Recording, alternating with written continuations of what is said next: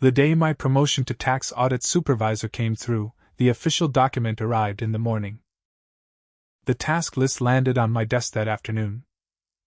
Tangen Group, top 3 in tax payments for 5 straight years, legal representative Lewin. That's my mother's name. Xiao Jiang handed me the preliminary warning materials, her finger pressing on the cover. Lin, the cross-border related party transactions show clear signs of profit shifting. I opened the folder. The overseas subsidiary was registered in the Cayman Islands.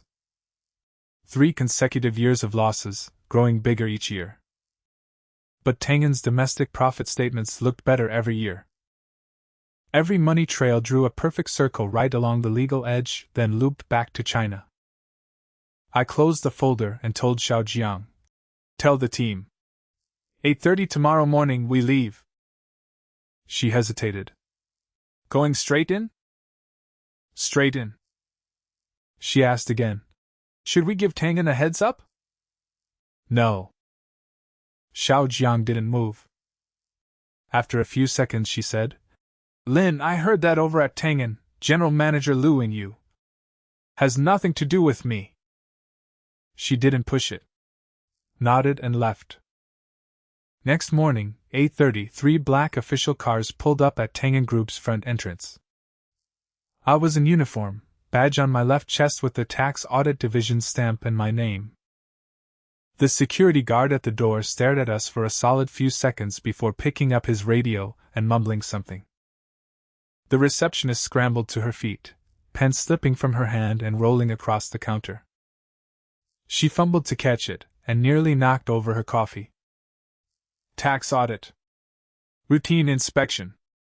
I handed her the papers. Her pen scratched through the paper when she signed. I didn't rush her. The elevator went up to the 14th floor, the finance department. A middle-aged man in glasses poked his head out of an office, saw our badges, and jerked back inside. The door clicked shut. I ignored him and kept going up. 16th floor. Lin Xiaowen's private office was at the end of the hall. The glass door was closed. Through it I could see him slouched in a leather chair, phone held sideways in front of his face, screen flickering. I pushed the door open. Lin Xiaowen looked up. His phone slipped from his hand and landed on his thigh. The annoyance on his face froze, then slowly cracked apart. "Who the hell are you?" "Tax Bureau, Division 1. Lin Tianqin." He stared at me for 3 seconds. A stiff smile crept across his face. "Bro? What are you?" "At work, call me Supervisor Lin." He stood there frozen. My auditors were already moving. 2 went for the folders on his desk. 1 crouched down to unplug the computer tower. Xiao Jiang opened the second drawer on his right. Inside were U.S. B. drives lined up and a few handwritten ledgers. Lin Xiaowen shot up, his chair scraping loud against the floor. "What are you doing? You're bringing people in to audit me? You're suspected of tax evasion. We're conducting a lawful investigation." The blood drained from his face. His lips trembled. His voice shot up. "Tax evasion? Do you know who I am? I'm General Manager Liu's adopted son." I looked at him flatly. "So what?" He choked on his words. Fast heels clicked down the hall outside the glass door, getting closer, then stopped. I turned around. My mother stood in the doorway. Her beige suit jacket was buttoned wrong. She clutched a pen in her hand, cap still off. She looked at the desk in disarray, then at Lin Xiaowen pinned to his chair, and finally at me. "Tianqin." Her voice was low. "Step outside." I walked out.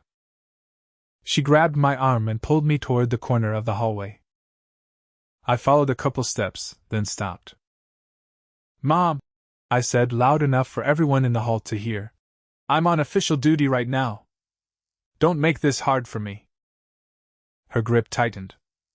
Did you talk to me about your brother's case before this? The law doesn't recognize brother as a status. Lin Tianqin. She said my full name, eyes red at the rims, lips pressed in. You really have to take it this far? I stepped back and pulled my arm free. Her hand hung in the air for a moment, then slowly dropped. If he had nothing wrong, I wouldn't be standing here today. I held her gaze. General Manager Liu, please move aside. The hallway was dead quiet. The finance people from 14 were crammed by the stairwell door, peeking. My mother didn't move. Her chest rose and fell a few times. Behind her, Xiao Jiang was holding Lin Xiaowen's hand to sign the seizure inventory. The scratch of pen on paper drifted over. My mother slowly stepped aside. I walked past her and back into the office. Lin Xiaowen's face was white as paper. His hand shook the whole time he signed. His assistant stood at the door holding a cup of coffee that had gone cold, unsure whether to bring it in or take it away. Xiao Jiang loaded the sealed boxes onto a cart, pressed on the seals, and labeled each one. I stood at the desk and watched Lin Xiaowen being led out. He paused when he passed me. His lips moved, but no sound came out. But he looked at me. That look had fear, confusion, and something else buried deep. I didn't get a good look before they took him away. The whole seizure took an hour and 40 minutes. When we left, the elevator doors closed on my mother still standing at the corner of the hall, facing the wall, shoulders slumped. Back at the office I worked through the materials. Xiao Jiang dropped the initial reconciled documents on my desk near quitting time. She packed up to leave, then turned back at the door. Lin, your phone rang over a dozen times this afternoon. I glanced at the screen. 7 missed calls from my dad, 3 from my aunt, and a few unknown numbers. I didn't call any back. Locked the screen and kept reading. Saturday morning, 8 o'clock. Someone knocked. I opened the door. My dad stood outside in an old gray jacket, more white at his temples than last month. He carried a thermos with steam curling from the lid. Pork rib soup, he said. Your mom made it. She told me to bring it over. I stepped aside to let him in. He changed shoes and came in, set the thermos on the dining table, and unscrewed the lid. The soup smell filled the room, lotus seeds and goji berries. He sat across from me, tapped his fingers on the table edge twice, then twice again. After you left yesterday, your mom smashed the whole crystal glass set in the living room. I know. Your aunts and uncles stayed till midnight talking her down. She sat on the couch alone till dawn. Got up at 6 this morning to make this soup. I pulled out a chair but didn't touch the thermos. Dad, you came all the way here early just to tell me she didn't sleep? He sighed, put both hands flat on the table, fingers laced. Tianqin, your mother's biggest thing in life is face. You brought people in and audited Xiaowen in front of everyone. You have no idea what people are saying now. Whatever they're saying, it's not my problem. It is your problem. His voice dropped. You're her son. You brought auditors after someone in her company. People won't say you were doing your job. They'll say Lu Wen raised a turncoat. I looked at him. And her? When she killed my interview back then, what did people say about her? He went quiet. He looked down at the thermos on the table, fingers laced tighter. The night I scored 699, what did she tell you? He didn't answer. She told Auntie, the kid doesn't know better, don't take it seriously. You remember that? He swallowed. Looked up at me, then back down. That night I lay in my room till midnight. I heard her tell Lin Xiaowen, I'll take you to pick out new shoes tomorrow. She never even remembered I missed getting into the company by 1 point. Tianqin. You told me to come home for dinner. I came. I'll drink the soup. I stood up, got a bowl, filled it, and sat back down. Took a sip. Still hot. Salt was just right. Her taste. Go back and tell her I drank the soup. Lin Shaoen's case stays official. My dad opened his mouth, but nothing came out. He sat a while, then got up and packed the thermos. At the door he turned back and said, Your mom really knows she was wrong. Knowing and fixing are two different things. The door closed. I didn't finish the soup. Left it on the table till it went cold, a layer of white fat forming on top. I didn't throw it out. Covered it and put it in the fridge. Around 2 in the afternoon, my mother showed up. She appeared at my office door without calling first. Black wool coat, hair pulled tight, makeup done, but dark circles showed through. She stood at the entrance.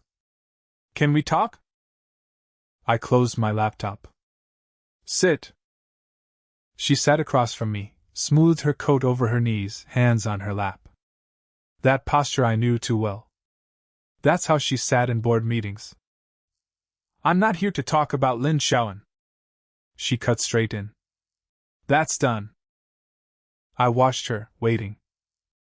Your dad told me what you said. She paused, swallowed. He said you think we used you as a prop.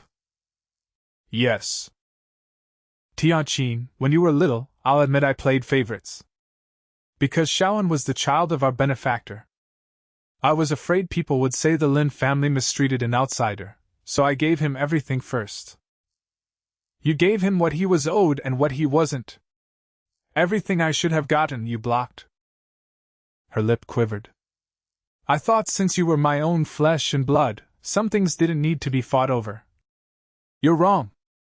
Flesh and blood have to fight hardest, because if you don't, no one else will give it to them. She didn't respond. The office went quiet for a long time. The air conditioner hummed. She lifted her hands from her knees and placed them on the table edge, fingertips white. Tianqin, your dad and I talked. After this blows over, we can put out a statement. Tell everyone you didn't fail the exam back then, it was us. Don't bother. She blinked. I don't need you to clear anything up. I said. I got where I am on my own.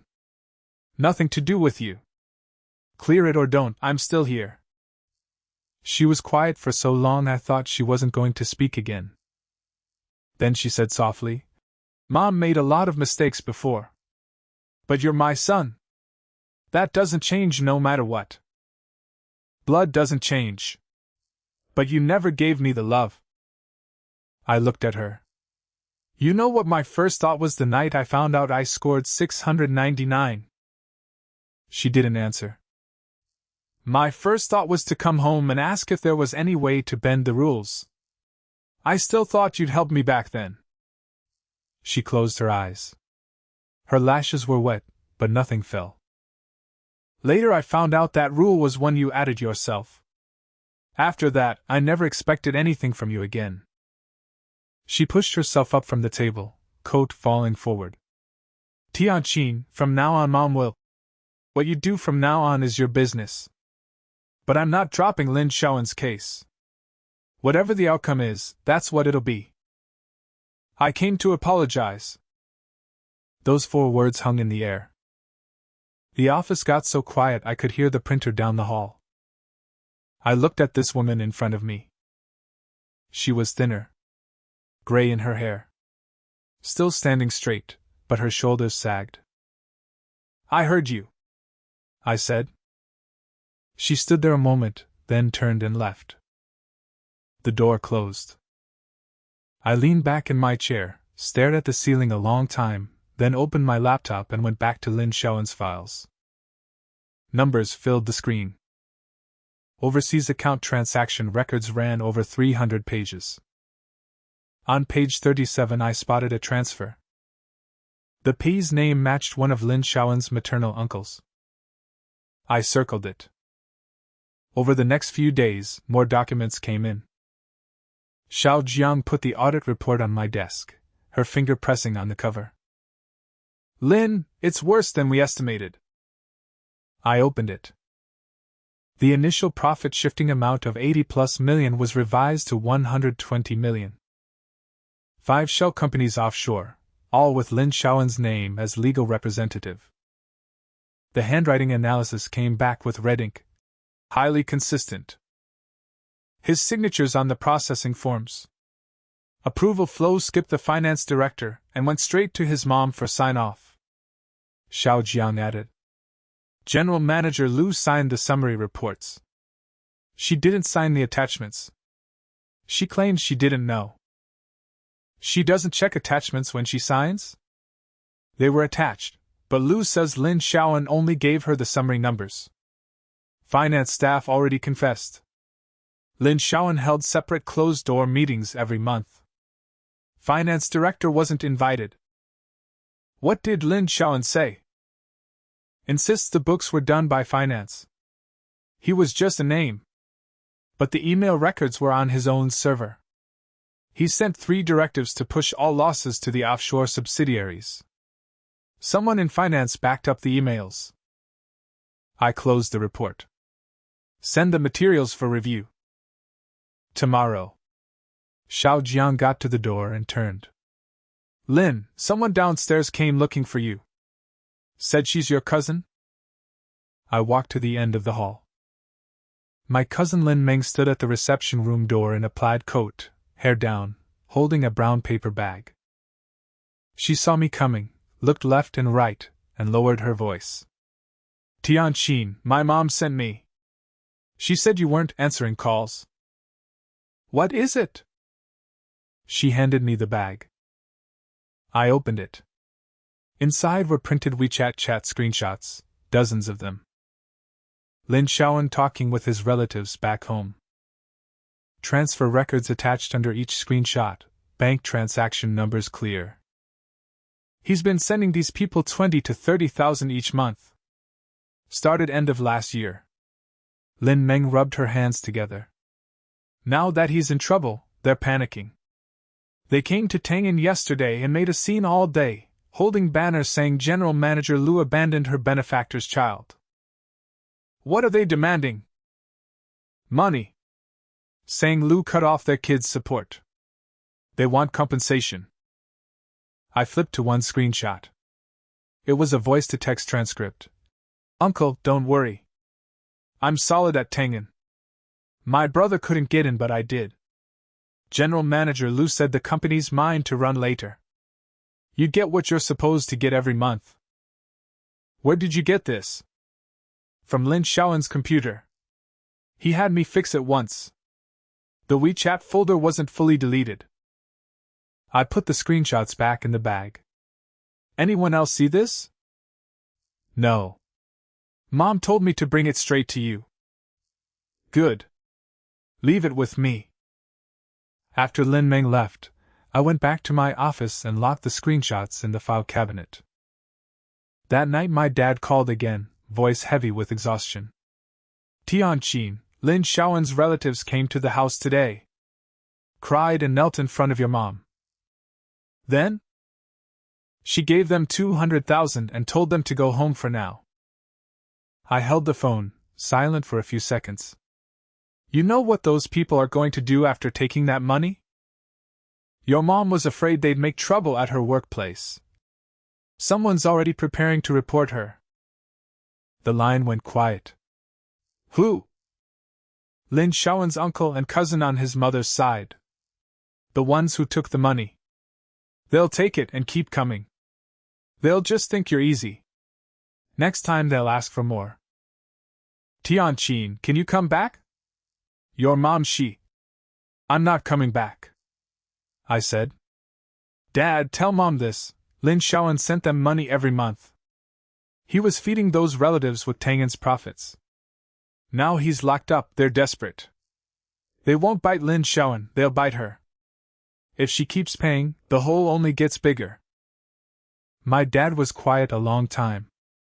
Finally said got it, and hung up. Next morning, Lin Xiaowen's audit materials were officially transferred to the prosecutor's office. I signed off and sat for a while. Xiao Jiang knocked and came in. Lin Xiaowen's uncle and cousin filed a formal complaint against you and General Manager Lu. The materials have been sent to the disciplinary committee. What's in the complaint? Copies of household registration, Lu's appointment documents, and your exam score sheet. They're saying you're Lu's son, that you used your position to cover for Tang'an. You know why they're reporting me? I looked at Xiao Jiang. Because Lin Xiaowen's inside and their money dried up. They want to drag me down, so I'll be forced to let him go. Xiao Jiang's face changed. What do we do? I opened my computer and pulled up every work record since I started. Every approval, every signature, every audit timestamp down to the minute. I exported the package and submitted it through the internal system to the disciplinary committee. Follow procedure. Complaint means investigation. That's the rule. But they're making false accusations. Let them. I watched the submitted notification pop up on screen. Before Lin Xiaowen's case audit started, I had no work-related contact with Lu Wen. They claim I tampered with evidence, but they can't produce a single altered record from me. Because there isn't one. Xiao Jiang didn't say more. Went back to work. After she left, I texted Lin Meng. Do you still have a backup of those screenshots? She replied instantly. Yes. Send me a copy. 3 hours later, I had the full set electronically. The disciplinary committee came in on the third day. When they called me in for questioning, I sat in the conference room across from 2 investigators in dark jackets. One took notes, one asked questions. My work logs and approval records were spread on the table. They went through everything carefully, checking each entry against the system timestamps. The interview lasted 40 minutes. Finally, the note-taker closed his folder and let out a breath. Supervisor Lin, your records are clean. The dates in the complaint don't match your actual work timestamps. The complainants appear to have written based on speculation. I have supplementary materials. I pushed over copies of Lin Xiaowen's transfer records. Their motive is clear. Lin Xiaowen paid them monthly. His arrest cut off their income. They reported me to pressure me into releasing him so he could keep funding them. The investigator flipped through the materials, exchanged a look with his colleague, and nodded. This can serve as supporting evidence for their motive. Also, there's video footage. I pulled out my phone and played the video of Lin Xiaowen's relatives making a scene at Tang'an's entrance with banners. They'd been pressuring Lu Wen for money. She already gave them 200,000. That's separate from my case, but the background should be useful. The investigator took the materials, stood up, and shook my hand. Your side of the investigation is closed. No issues. After they left, I sat in the conference room. The sky outside had gone dark.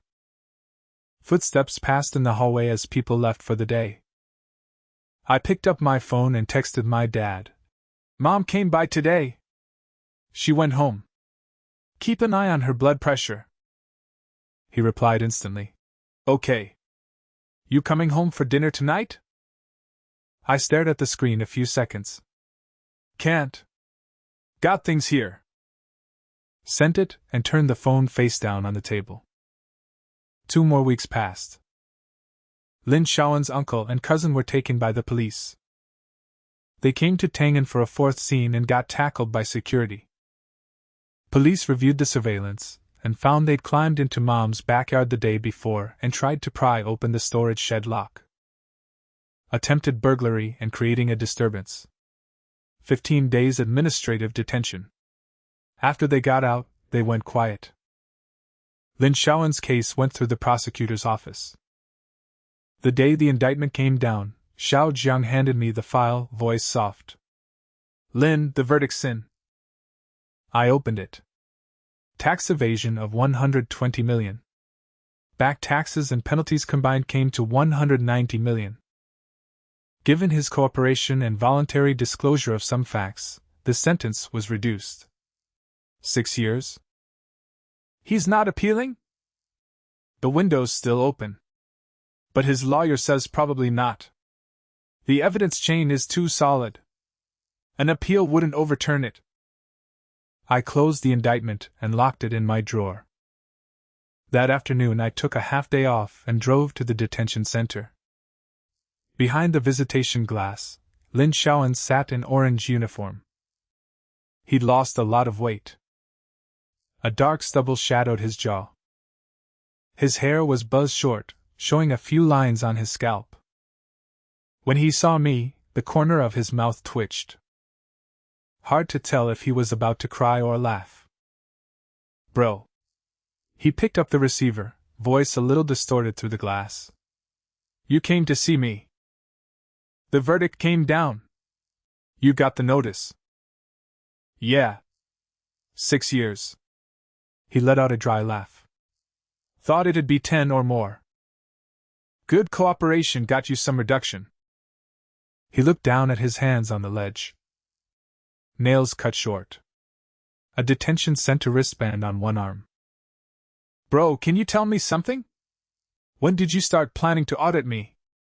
Before or after you got promoted? After I got the assignment. When you got the assignment, did you know what I'd done? Didn't know the amounts. But I knew Tangen's offshore books had problems. He nodded, fingers rubbing the receiver. Do you hate me? I looked at the face behind the glass. All our lives, that face got more than me. Better clothes, better schools, better future. He had the south-facing room next to the master. I had the windowless converted storage room at the end of the hall. Mom knocked on his door first every morning, then mine. He got a cake for his birthday. She was away on business for mine. I don't hate you, I said. You were never my competition. You were just a brick Mom used to pave her road. She used you, you used her power, and you used yourself right into this. His eyes suddenly went red. He dropped his head against the glass, shoulders shaking. Bro. His voice came muffled through the receiver. Before. All that stuff before, I didn't mean to take from you on purpose. I didn't have a choice either. I know, I said. You didn't. She put you there, so that's where you had to be. He looked up, tears spilling down his cheeks and onto his collar. Will you come see me again? We'll talk when you're out. I hung up and turned away. A muffled shout came from behind the glass. I didn't catch what it was. Outside the detention center, a light rain was falling. I stood on the steps for a while, cold drops landing on my shoulders. My phone rang. Dad. Tianqin, come home for dinner tonight. Your mom made dumplings. Okay. I drove home. Wipers swept across the windshield. Streetlights came on, their glow dragging long reflections on the wet asphalt.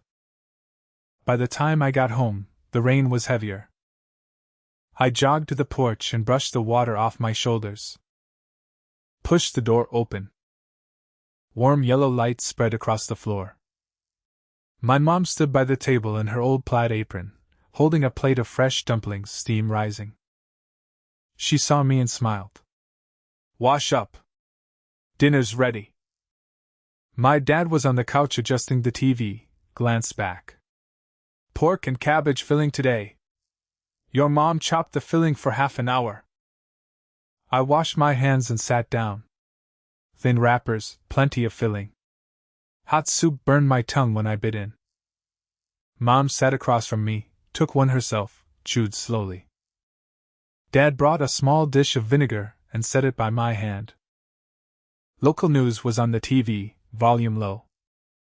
I heard the anchor say, Tangen Group's former chairman Lu Wen has been given an administrative penalty for supervisory negligence. Then it moved to the next story.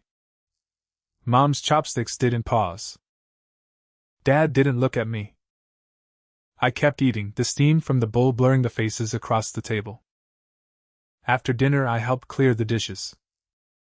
Mom was in the kitchen washing up, water running. I stood on the balcony watching the rain. Dad came over and handed me a cup of hot water. We stood together a while, rain drumming on the awning. Dad said, "Your mom's been learning to bake. She said next time it's your birthday, she'll make it herself." "Okay. Tianqin, if you ever want to move back your room." "Don't need to," I said. "I'm used to living on my own. I'll come back weekends." Dad nodded and didn't push. He stood a moment, patted my shoulder, and went inside. That night I stayed till after 9. When I left, Mom leaned out of the kitchen and called, "Drive slow." I said, "Okay," put on my shoes and went out. The rain had stopped. The air smelled like wet earth. I stood on the steps and looked back. The living room light was still on. 2 shadows moved behind the curtain. I got in the car. The days after went by at an even pace.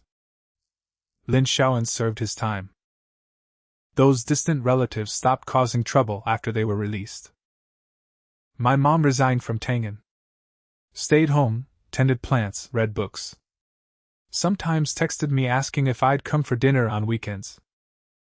I said yes. Fridays. Every time I went back, Dad made a full table. Mom opened a bottle of wine. The 3 of us sat at that old table for 2 hours. In the fall, Mom called and said she'd found my old photo album while cleaning. I went home that weekend and looked. Red hardcover, edges worn white. Mom put on reading glasses and sat on the couch, handing it to me. "Flip through it. Those early years when you first came to us." I opened the first page. A family portrait. The living room of our old house. I stood in the middle, wearing an oversized plaid shirt, sleeves rolled up several times. Lin Shaoan stood next to me in that little suit the relatives always praised, a bow tie at his collar. Mom stood behind us, one hand on Lin Shaoan's shoulder, the other at her side. In the photo I smiled stiffly, a careful curve at the corner of my mouth, my eyes unsure where to look. The next pages were all Lin Shaoan. Award ceremonies. Basketball games. Blowing out birthday candles. A few shots included me, always in the corner. Half my face blocked, or looking down at the ground. When Mom reached the last page, she closed the album, voice soft. "Mom used to take pictures without ever thinking to put you in the middle." I didn't say anything. Stayed through lunch that day. When I left, Mom packed a paper bag of her pickled radish strips and a pack of red bean cakes. Handing it to me, she asked, "Coming back next weekend?" "Yeah. I'll pickle some peppers then." I carried the bag to the door and changed shoes. Dad came after me and handed me a key. Silver, brand new, a small label with the room number on it. "Your room key," he said. "I changed the lock. Old one was worn out. In case you ever need to get in." I took the key, held it in my palm, metal warming to my hand. Back at my rental that night, I put the new key on my keyring, next to the apartment key and the office key. 3 keys clinking together. Next weekend when I went back, Mom hadn't pickled peppers. She'd baked a cake. 6-inch round, white frosting on top, a crooked border piped around the edge. In the center, red jam spelled out, "Chin." The last stroke dragged long, almost reaching the cake's edge. Dad helped on the side. Both of them had flour on their clothes. The cake sat in the middle of the table. 3 clean bowls and chopsticks beside it. First try. Not great looking. Mom rubbed the flour off her hands. There was a cream stain on her apron. "Try it. If it's no good, I'll do another." I cut a slice. The cake was a little rough. Cream not stiff enough. Grainy on the tongue. But the sweetness was right. Pretty good. Mom sat back down, looked at me, then at the cake, and slowly smiled. Dad turned on the TV to a music channel. Old songs flowed out, slow and warm. Outside was deep autumn sky, clear blue. I finished the last bite of that not-so-pretty cake. Half a year later, a letter came from Lin Shaoan in prison. My name and work address on the envelope. I opened it. 2 folds of paper, handwriting crooked, worse than before. He said he'd been thinking a lot inside. Said he was sorry to me and to Mom. Last line. Bro, when I get out, I'll apologize to you both in person. I folded the letter back into the envelope. Didn't reply. Didn't mention it to Mom. But I kept that envelope in the left drawer of my desk, filed with the case materials. Winter came and Mom started having health issues. Blood pressure up and down. One night she got so dizzy she couldn't stand. Dad called an ambulance. They kept her in the hospital for 3 days. I visited her in the hospital. She was in bed in blue and white striped pajamas, hair loose, more gray than before. A thermos of millet porridge sat on the bedside table. Your dad insisted I stay. It's nothing serious, she said. What did the doctor say? Just blood pressure stuff. Old age. She took a couple spoonfuls of porridge and set it down. Tianqin, do you think I pushed too hard before and wrecked my health? You've already retired. Can't get it back even if I did. She smiled, the lines around her mouth deeper than before. I used to think the company couldn't run without me. Now I look back, what's there to hold on to? I didn't answer. The room was warm.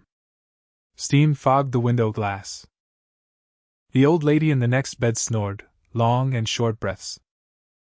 Mom leaned back on the pillow and looked at me. You had a fever once when you were little. I actually remember it. That was not long after you came to us. Temperature hit 39.8. I carried you to the emergency room in the middle of the night. You said on my back, Mom, I feel bad. I said we're almost there. I looked at her. The doctor gave you a shot. You fell asleep. I sat up all night without closing my eyes.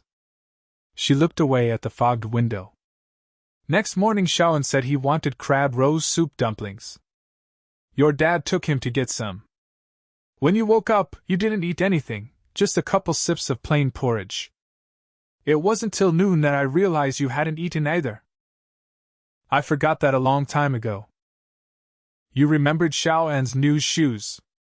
You remembered you didn't get a cake. But do you remember that night I carried you to the hospital? I stayed quiet. She didn't push. Finished her porridge. On discharge day, I went to pick her up. Dad pulled the car to the hospital entrance. I helped her in. She moved slower getting into the seat than before. After we drove a while, she leaned against the window with her eyes closed, then said, Next Saturday's your birthday. I know. Your dad wants to do something nice for you. Just us 3.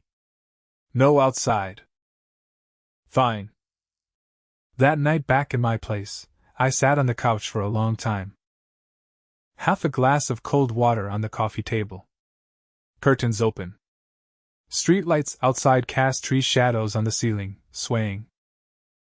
I thought about what she said. That night she carried me to the ER. I was new from the countryside back then, didn't fit in with anything here. Lin Shaoan looked good in anything. I looked awkward in everything. Every time she took me out and someone asked, Whose kid is this? She said, Mine, but always added, Brought back from the hometown. Those 4 words stuck to me like a tag I could never peel off. But that night she did carry me.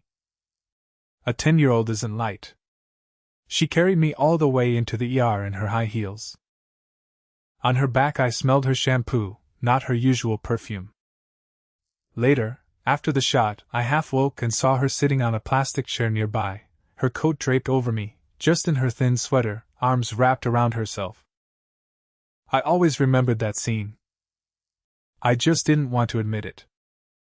Because admitting it made all those times she favored him, neglected me, blocked my chances, less justifiable. I needed a clean reason to hate her. If that reason had any warmth in it, the hate wouldn't be pure.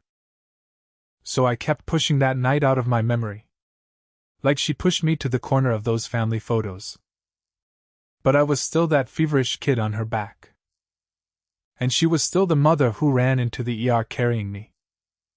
Both things were true at the same time. On my birthday, I got home just before dark. When I pushed the door open, I stopped. The living room was strung with colored lights, warm yellow glow, bright and soft. A big cake sat on the coffee table, white frosting, crooked piping around the edge, and in the middle, chocolate jam carefully wrote, "Happy birthday, Tianqin." Every stroke showed effort and clumsiness. Dad poked his head out of the kitchen, flour smeared on his apron. "You're here? Go wash up." Mom came out of the kitchen, cream on her hands, a jam stain on her apron. She saw me standing at the door and rubbed her hands together a little self-consciously. "The cake's not great. I practiced 3 times. This is the 4th. The cream still won't stiffen." I changed shoes and walked over, bent down to look at the cake. The frosting wasn't even. Thick in some spots, thin in others.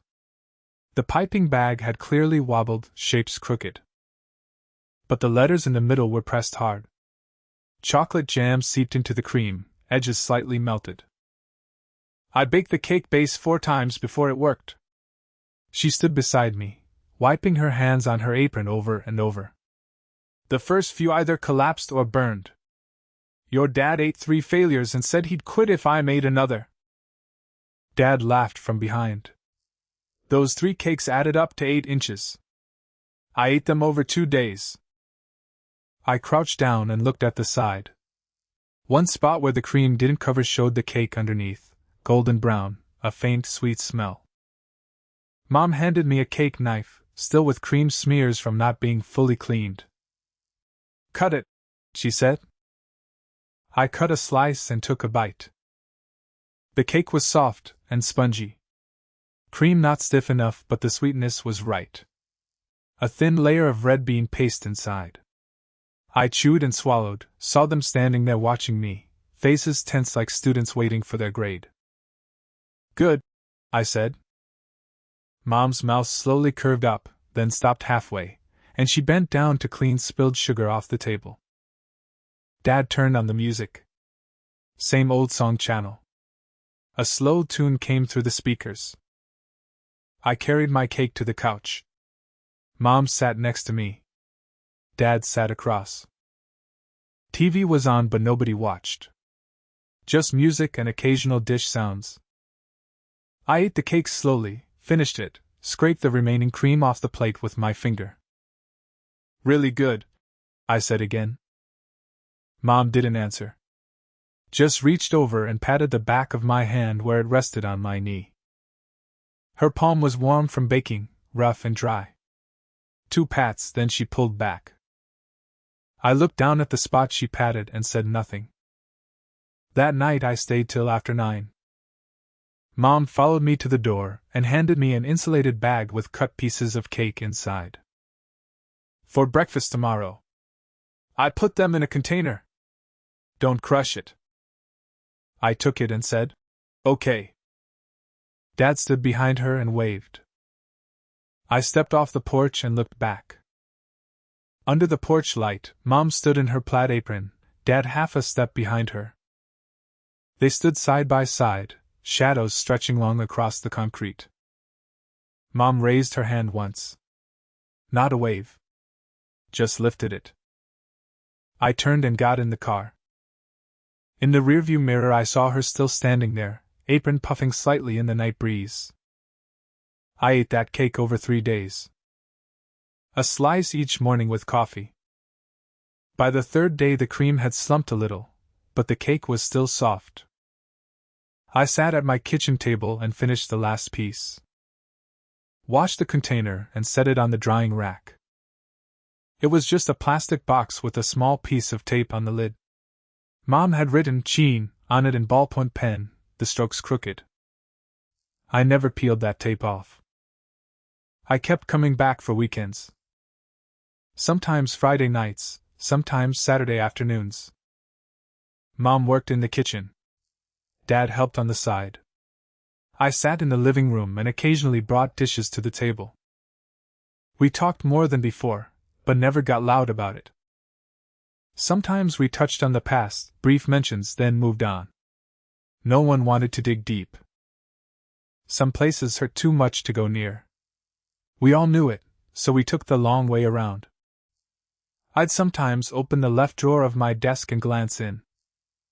Lin Shaoen's letter was there, and the original case files, edges curling. I never threw them out. Never opened them again either.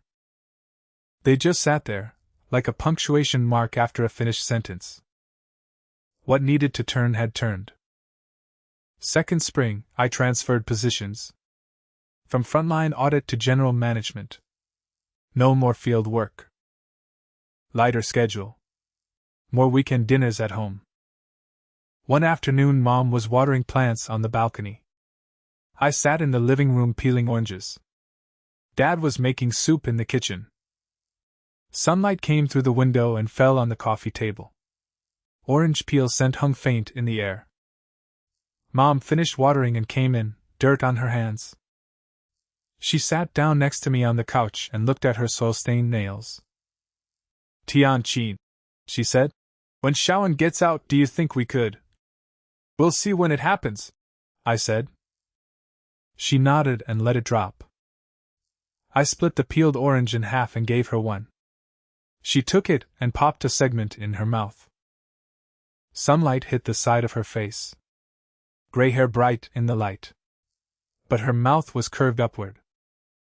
Days passed like a slow, steady river.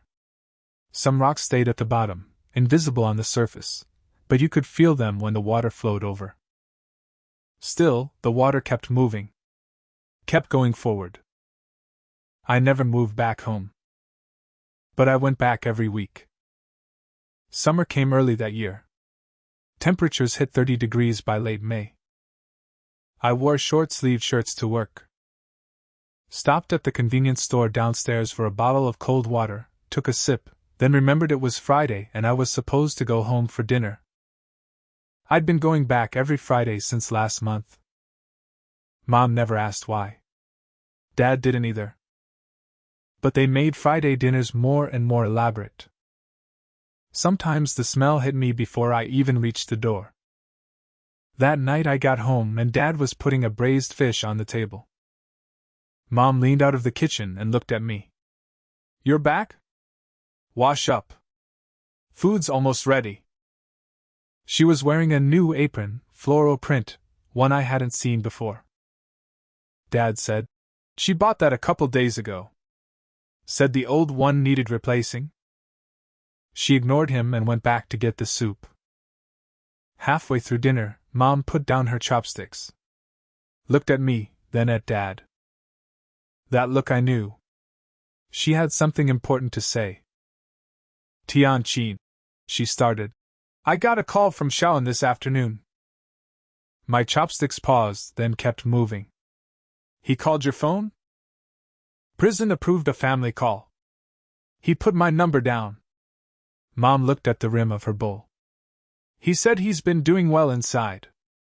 Got a reduced sentence. Should be out by the end of next year." Dad stayed quiet. Chopsticks rested on his bowl. One foot tapped under the table. "What did he say to you?" "He said..."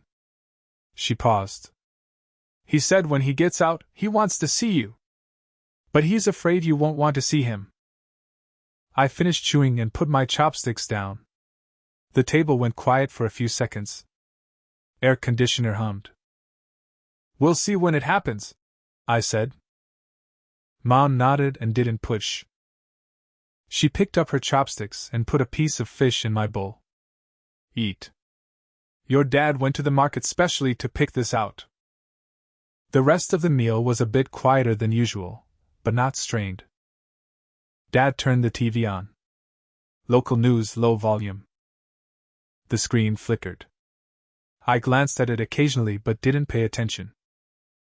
After dinner, while I was helping clear dishes, Mom said in the kitchen, Tianqin, let me ask you something. Go ahead. Do you still hate him? Water ran over the dishes. Her back was to me, shoulders slightly curved. I looked at her silhouette. She was much thinner than 2 years ago. The shape of her shoulder blades showed through the floral apron. No, I said. She didn't turn around. Kept washing. But I saw her shoulder blades shift slightly, like an exhale. So when the time comes, when he gets out, if he's willing to sit down and talk properly, I can sit through that meal. She didn't say anything, but her shoulders relaxed.